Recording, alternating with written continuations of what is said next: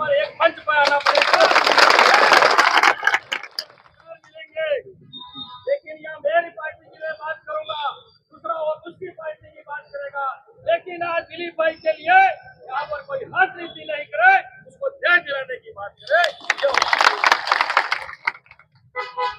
गोवड़ा थाने में जिस भी पुलिस वालों ने कांस्टेबल हो या हेड कांस्टेबल हो, जिन्होंने उस दिलीप को घर से उठाया, उसके बुआ के यहाँ आए तो मेहमान, उसके भाई को वहां से लाए, मुझे जो सूचना मिले कहीं कहीं हमारे भी रिश्तेदार, ये हमारे पाल केवल का कहीं कहीं रिश्तेदार है। तो ऐसी क्या जरूरत पड़ गई थी? क्या वो आतंकवादी था? क्या देश छोड़ के भाग रहा था? क्या तुम रात को पकड़ने गए?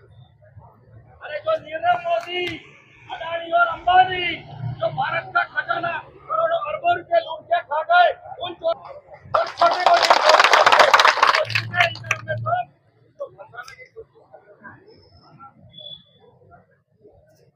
हमारी खाली में कुछ नहीं, यही कहूँ। यहाँ एसपी भले कलेक्टर यहाँ आता है, खाली पैसे कमाने के लिए आता है।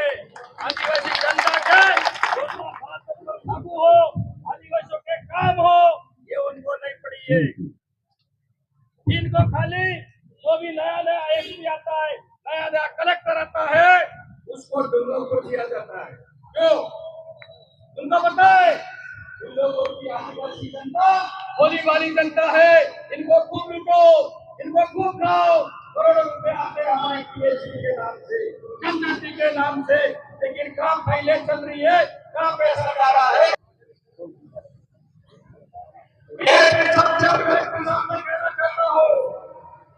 आप अभी तक यहाँ पर बाहर क्यों नहीं आए? जनता को जवाब क्यों नहीं दिया? अरे आप हमारे नौकर हैं, अधिकारी नहीं है, जनता के नौकर हो। आप हमारी जनता के नौकर हो। आज तक आपने कार्रवाई नहीं की, क्यों कार्रवाई नहीं की आपने? उन पुलिस वालों के खिलाफ तुरंत पूरे थाने को सस्पेंड करना था, आज हाजिर करना था, लेकिन आज तक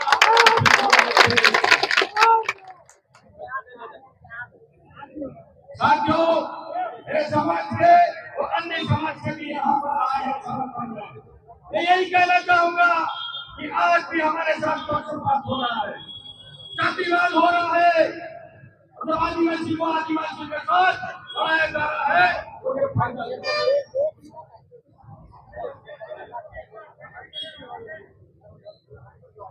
आज भले बिच्छीवाड़ा थाना देख लो, बिच्छीवाड़ा थाना के लिए मैंने विधानसभा में पोस्टर लगाया, विधानसभा में बोला कि यहाँ पर ट्रकों भर के तस्करी हो रही है शराब के साथ। लेकिन आदिवासी के घर अगर 2 लीटर महुआ मिल गया तो उसके खिलाफ झूठा मुकदमा लगाएंगे, तो 10-15 बोतल का लगाएंगे, वो लोगों को मुकदमा चाहिए इससे।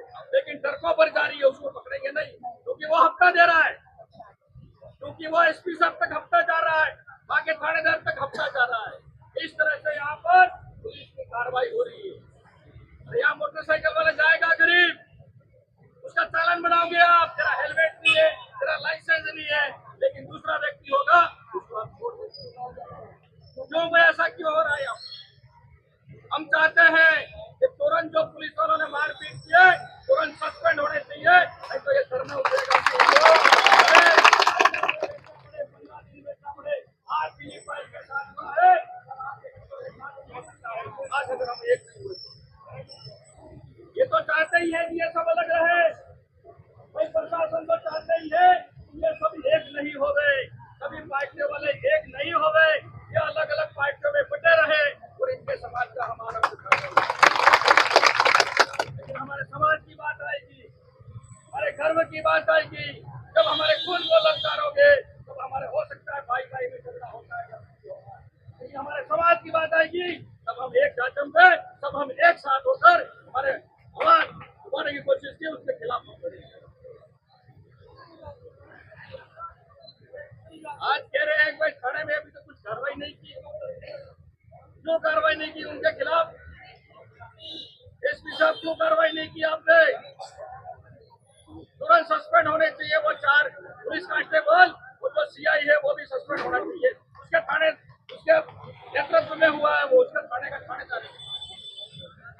वो जो भी बात कर रहे हैं, एक हमारी ये भी बात होनी चाहिए, हर थाने में जनसंख्या के आधार पर पुलिस कांस्टेबल हो, सीआई हो, थानेदार बनना चाहिए।